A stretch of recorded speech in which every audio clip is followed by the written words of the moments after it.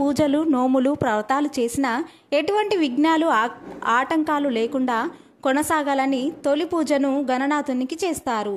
పార్వతీ తనయుడు అనుగ్రహం పొందితే అన్ని కార్యాలు జయమవుతాయని ప్రగాఢ నమ్మకం. భాద్రపద శుక్లపక్ష చవితి రోజున వినాయకుడి జననం జరిగిందని, గణాధిపత్యం వచ్చిందనే పలు కథలు ప్రచారంలో ఉన్నాయి. అయితే విఘ్నాధిపతిగా విఘ్ననాథుడు పూజలు అందుకుంటున్నాడు. ఈ వినాయక చవితి పండుగను కుల, మత, జాతులకు అతీతంగా జరుపుకోవడం మరో విశేషం. ఓ బొజ్జ గణపయ్య నీ బంటు నీనయ్య, కడుముద్ద పప్పయ్య కమ్మని నెయ్యయ్య, ఉండ్రాళ్ల మీదికి దండు పంపుమయ్య అంటూ వినాయకుడిని ఆరాధిస్తూ వారి వారి స్తోమతకు తగ్గట్టుగా వినాయక పూజను జరుపుకుంటారు. ఈ వినాయక పూజ అనంతరం వినాయకుడి యొక్క వ్రతాన్ని విని అక్షంతలు శిరస్సుపై వేసుకుంటే చవిటినాటి చంద్రుణ్ణి చూసిన దోషం ఉండదని పురాణ గాథలు చెబుతున్నాయి. వినాయక వ్రతకథ. వినాయక వ్రతకథ చదివేవారు, పూజలో కూర్చునేవారు ముందు చేతులు కొద్దిగా అక్షంతలు తీసుకోవాలి. కథ పూర్తయిన తర్వాత వాటిని తమ శిరస్సుపై ఉంచుకోవాలి.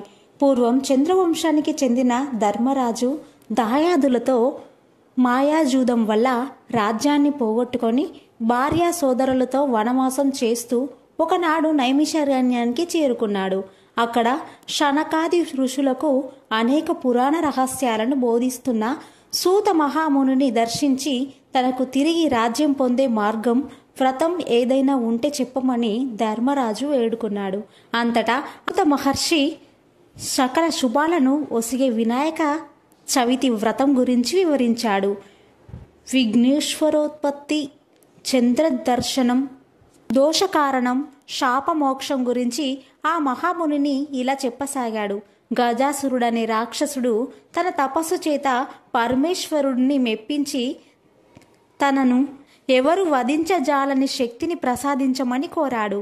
ఆపై శివుడు తన ఉదరం నందే నివసించాలని కోరడంతో అందుకు శివుడు అతడి కుక్షి అందు బందీ అయినాడు. కుక్షి అనగా ఉదరము, కడుపు. దీనితో అసురుడు అజయుడైనాడు. తన భర్తకు కలిగిన స్థితికి పార్వతీదేవి చాలా దుఃఖితురాలైంది. దీంతో జగన్మాత వైకుంఠానికి వెళ్ళి విష్ణువును తన భర్తను విడిపించు ఉపాయం చెప్పమని కోరింది. విష్ణువు గంగిరెద్దుల వేషం ధరించి నందీశ్వరుణ్ణి గంగిరెద్దుగా వెంట తీసుకొని వెళ్ళినాడు. గంగిరెద్దును ఆడించి గజాసురుణ్ణి మెప్పించాడు. ఆ ఆనందంలో ఏమి కావాలో కోరుకో అని గజాసురుడు అనగా, అదే సమయం కోసం ఎదురు చూస్తున్న శ్రీమన్నారాయణుడు నీ ఉదరం నందున్న శివుణ్ణి తమ వశం చెయ్యమని అడిగాడు. తనకు అంత్యకాలము దాపరించినదని గుర్తించిన రాక్షసుడు ఆడిన మాట తప్పకుండా కుక్షి అందున్న శివుణ్ణి ఉద్దేశించి, ప్రభు, శ్రీహరి ప్రభావంతో నా జీవితం ముగియచున్నది.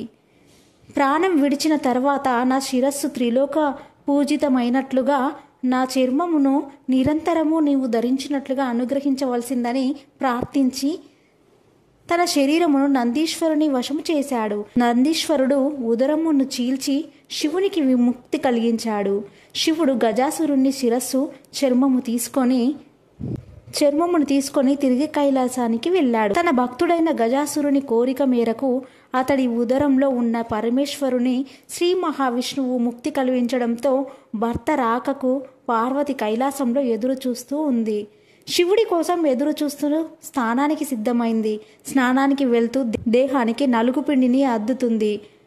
పరధ్యానంలో ఆ పిండితోనే ఓ ప్రతిమను తయారు చేసి చూడముచ్చటమైన ఆ బాలునికి తండ్రి ఉపదేశించిన మంత్రం సహాయంతో పార్వతి ప్రాణప్రతిష్ఠ చేసింది. గణాధిపత్యం. దివ్య సుందరమైన ఆ బాలుని వాకిట కాపలా ఉంచి తాను స్నానానికి వెళ్ళింది. అంతలో అక్కడికి వచ్చిన శివుని ఆ బాలుడు అడ్డుకున్నాడు. ఆగ్రహావేశాలకు లోనైన రుద్రుడు ఆ బాలుని శిరస్సును తన త్రిశూలంతో ఖండించాడు. ఆ శబ్దానికి బయటకి వచ్చిన పార్వతీదేవి జరిగిన ఘోరం చూసి కన్నీళ్లు పెట్టుకుంది. దీంతో శివుడు గజముఖుణ్ణి శిరస్సు తెప్పించి ఆ బాలునికి అతికించి ప్రాణం పోసి గజాననుడు అని నామకరణం చేశాడు. సర్వ విఘ్నాలకు ఒక అధిపతిని నియమించమని దేవతలు, మునులు, మానవులు శివుని కోరారు. ఈ విషయంలో గణపతి కుమారస్వామి ఎవరిని నియమించాలని అన్న ఆలోచనల్లో పరమేశ్వరుడు ముల్లోకాలలోని పవిత్ర నదులన్నింటిలో స్నానం చేసి ఎవరు ముందుగా తన వద్దకు వస్తారో వారికే ఆ ఆధిపత్యం లభిస్తుందని చెబుతారు. దీంతో కుమారస్వామి తన నెమలి వాహనంపై రివ్వున ఎగిరిపోగా వినాయకుడు మాత్రం తన ఎలుక వాహనంతో ముందుకు కదిలాడు. దీంతో నారాయణ మంత్రం జపిస్తూ తల్లిదండ్రుల చుట్టూ ప్రదక్షిణ చేస్తూ ఆ మంత్ర ప్రభావంతో ప్రతి తీర్థంలోనూ కుమారస్వామి కంటే ముందే వినాయకుడు ప్రత్యక్షమవుతాడు. ఆ విధంగా 3 కోట్ల నదుల్లో వినాయకుడే ముందుగా స్నానమాచరించడం చూసిన కుమారస్వామి కైలాసానికి వెళ్ళి మహిమాన్వితుడైన అన్నగారికే ఆధిపత్యం ఇవ్వమని తండ్రిని కోరుతాడు. ఆ విధంగా వినాయకుడు విఘ్నాలకు అధిపతి అవుతాడు. గణేశుని శక్తి సామర్థ్యాలను పరిశీలించి భాద్రపద శుద్ధ చవితి నాడు గణాధిపత్యం కట్టబెట్టాడు. ఆ రోజున తనకు భక్తితో సమర్పించిన ఉండ్రాళ్ళు, కుడుములు, పిండి వంటలు, పండ్లను పుష్టిగా తిన్న వినాయకుడు నడవడానికి ఇబ్బంది పడుతూ కైలాసం చేరుకున్నాడు. శివుని శిరస్సుపై ఉన్న చంద్రుడు గణనాథుని అవస్థ చూసి పక్కన నవ్వాడు. రాజదృష్టి సోకి రాళ్ళు కూడా నుజ్జవుతాయంట.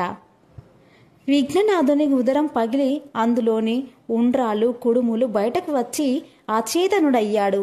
దీంతో ఆగ్రహించిన పార్వతీదేవి, పాపాత్ముడా, నీ దృష్టి సోకి నా కుమారుడు అచేతనంగా పడి ఉన్నాడు కాబట్టి నిన్ను చూసిన వారు పాపాత్ములై నీలాపనిందలు పొందుతారుగాక అని శపించింది. పార్వతీదేవి చంద్రుని శపించిన సమయంలో సప్త ఋషులు భార్యలతో కలిసి యజ్ఞం చేస్తూ అగ్నిదేవునికి ప్రదక్షిణ చేస్తున్నారు. అగ్నిదేవునికి వృషి పత్నుల మీద మోహం కలిగింది. కోరిక తీరక శపిస్తారేమో అన్న భయంతో అగ్ని క్షీణింపసాగాడు. భర్త కోరిక తెలుసుకున్న స్వాహాదేవి వృషుల పత్నుల రూపంలో అగ్నిదేవుడిని చేరింది. అగ్నిదేవునితో ఉన్నది తమ భార్యలేనని భ్రమపడిన సప్త ఋషులు వారిని విడిచిపెట్టారు. శాపగ్రస్తుడైన చంద్రుణ్ణి చూడడం వలనే వృషుల భార్యలు నీలాపల నిందలకు గురి అయినారని దేవతలు గ్రహించారు. వీరందరూ బ్రహ్మదేవునితో కలిసి కైలాసానికి వెళ్లారు. మరణించిన విఘ్నేశ్వరుణ్ణి బ్రహ్మదేవుడు తిరిగి బతికించాడు. తర్వాత పార్వతీదేవితో, అమ్మ, నీవు చంద్రునికి ఇచ్చిన శాపం వలన ఆపద కలిగినది, కావున శాపాన్ని ఉపశమించుకో అని కోరాడు. అప్పుడు పార్వతీదేవి ఏ రోజున చంద్రుడు విఘ్నేశ్వరుణ్ణి చూసి నవ్వాడో ఆ రోజు చంద్రుణ్ణి చూడకూడదు అని శాపాన్ని సవరించింది. ఆ రోజు నుంచి అందరూ భాద్రపద శుద్ధ చవితి నాడు చంద్రుణ్ణి చూడకుండా జాగ్రత్తగా ఉండి సుఖంగా ఉన్నారు. ద్వాపర యుగంలో ద్వారకలో నివాసం ఉన్న శ్రీకృష్ణుణ్ణి ఓ నారద మహర్షి కలిశాడు. కాసేపు ఇచ్చాపాటి మాట్లాడాక, స్వామి, ఈరోజు వినాయక చవితి, పార్వతీ శాపం కారణంగా చంద్రుణ్ణి చూడకూడదు, నేను వెళ్తున్నా అని కృష్ణునికి చెప్పి నారదుడు వెళ్ళిపోయాడు. ఆ రోజు రాత్రి ఎవ్వరూ చంద్రుణ్ణి చూడకూడదని పట్టణంలో శ్రీకృష్ణుడు చాటింపు వేయించాడు. శ్రీకృష్ణునికి పాలంటే ఇష్టం. ఆ రాత్రి శ్రీకృష్ణుడు ఆవు పాలను తాగుతుండగా పాత్రలోని పాలలో చవితి చంద్రు ప్రతిబింబాన్ని చూశాడు. దాంతో తనకి ఎలాంటి ఆపదని వస్తుందో అని చింతించాడు. కొన్ని రోజులు గడిచాయి. సత్రజిత్ సూర్యుని వరంతో సమంతక మందిని సంపాదించాడు. రోజుకు 10 బరువుల బంగారాన్ని ఇచ్చే ఆ మణిని తీసుకొని ద్వారకకు వెళ్ళాడు. శ్రీకృష్ణుడు సత్రజిత్తుకు ఆధిపత్య మర్యాదలు, అతిథి మర్యాదలు చేసి ఆ మణిని తనకు ఇవ్వమని కోరాడు. అందుకు సత్రజిత్తు ఒప్పుకోలేదు. తర్వాత ఒకరోజు సత్రజిత్తు తమ్ముడి ప్రసేనుడు సమంతకమణి మెడలో వేసుకొని అడవికి వేటకు వెళ్ళాడు. అడవిలో ఒక సింహం ఆ మణిని చూసి మాంసం ముక్క అనుకొని ప్రసేనుణ్ణి చంపేసింది. మణి నోట కరుచుకొని పోతున్న సింహాన్ని జాంబవంతుడు చంపాడు. సమంతకమణిని కొండ గుహల్లో ఉన్న తన కూతురు జాంబవతికి ఆట వస్తువుగా ఇచ్చాడు. మరుసటి రోజు సత్రజిత్ తమ్ముడి మరణ వార్త విన్నాడు. శ్రీకృష్ణుడే తన తమ్ముడిని చంపి సమంతకమణిని అపహరించాడని నిందించాడు. శ్రీకృష్ణుడు అది విన్నాడు. భాద్రపద శుద్ధ చవితి రోజున చంద్రబింబాన్ని చూసిన దోషం వల్ల తన మీద నిందపడినందుకు సమంతకమణి వెదుకుటకు అడవికి వెళ్ళాడు. ఒకచోట ప్రసేనుని శవం కనిపించింది. అక్కడి నుంచి సింహం అడుగులు కనిపించాయి. వెదుగుతూ వెళ్ళగా పర్వత గృహలో ప్రవేశించాడు. అందులో ఉన్న ఉయ్యాలకు కట్టిన మణిని చూసి దానిని తీసుకొని బయటకు రాసాగాడు. వెంటనే జాంబవతి పెద్దగా ఏడవసాగింది. కూతురి ఏడుపు విన్న జాంబవతుడు కోపంతో కృష్ణుడిపై యుద్ధానికి తలపడ్డాడు. వారిద్దరి మధ్య 28 రోజుల యుద్ధం జరిగింది. జాంబవతిని శక్తి కోల్పోయింది.